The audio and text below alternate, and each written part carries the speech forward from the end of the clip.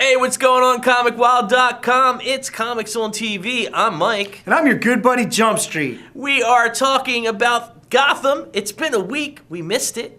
It's back. Yeah. And it was amazing. It was pretty incredible. I will give it that. Jim is back on the force for 24 hours because he just kind of forced his way into the job. Yay, Big Jim's back. Ready. And this time he has Harvey's job now on the line for the 24 hours. So Harvey's sort of not happy with Jim, but you know what? He's his buddy now, so it worked out. Yeah, no, it worked out great. They even go for a beer later in the episode, supposedly. It was a very solid episode. The electrocutioner was as ridiculously good as I thought he would be. Wait a minute, didn't you just say the electrocutioner? Who the hell is that? What's going on? The last thing that we did with this? Weren't you complaining about it before? Just for everybody out there, notice I called it ridiculously as good as I expected it to be. Let me explain. The menace is real. He's invading the city. Everybody's scared. The politicians are shaking in their boots. Is the Arkham system working?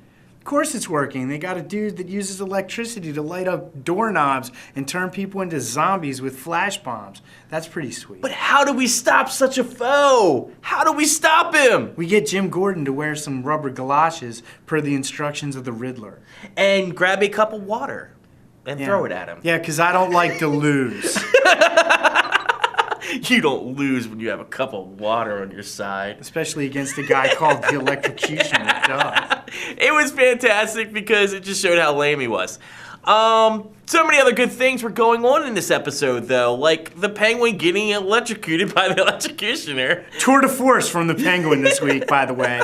And, oh, did you see those little things they were doing in the episode about Gotham revealed and whatever? Oh, yeah. Gotham unmasked, whatever they called it. The funniest thing, the entire thing of that, is when he goes and says about fish, because nobody would want anything to happen to fish, and looks right at the camera. Drop dead, freaking hilarious. And just awesome in this episode when he sits up after being electrocuted in front of Maroney. And he woke up with that whole who dat kind of moment. Yeah. He's just like, oh, wait a minute. No, I don't know what you're talking about. No. Not the Penguin. My mom, she's really going to die. Sick, and I'm going to make up every excuse under the sun. But it was so fantastic. Unbelievable.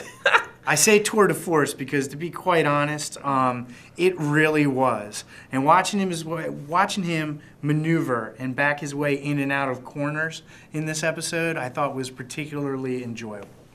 Yes, the Penguin's fantastic. Speaking of another rogue gallery member, the Riddler was actually pretty fun, and I felt bad for him this week with Miss Kringle. Oh my God! And when Dash Mihawk comes out, and he's all like, yeah, Enigma, you gotta go. I was like, I love that dude in White Boys!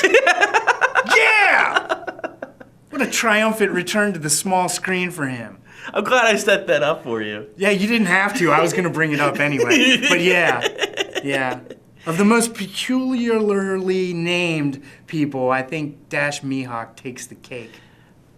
Yeah, I mean, it was a small part in it, but it made me feel for Enigma. It really did. Like, he's trying, and everybody's just treating him like crap. It just made me glad that Dash has a job. He's had a job. He's on Ray Donovan. Yeah. On Showtime. Yeah, I don't have Showtime, so I don't get to watch that. Okay, we're getting past, like... Whatever, the best part of the episode was the end, when the Penguin finally reveals to Fish that it's him doing everything. And also the fact that Don Falcone says to her, you think it takes papers to be a Don? And then strangles her little trick whore that's been trying to work him over. Yeah, I went there, and it was awesome. Yeah, Falco will choke him. He will. Yeah, that's right. He's the Wayne Brady of this show. Yes. Straight up, excellent. And I can't wait to see what happens to Fish next week. The previews looked astounding. Gotham has found its stride. I feel like they're in a place where they can do nothing wrong right now. Yeah. And I hope it stays that way. I loved it so much I did not watch the previews for next week.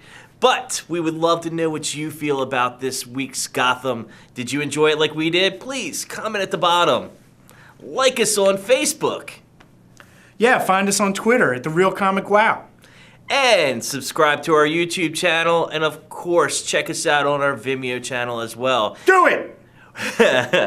We would love for you to stop by our little site called ComicWow.com, start a free profile today, and join in the conversation. It's not that little. No, it's not. Yeah, so that's us signing off for Comic Wow and Comics on TV. See you next week. See ya.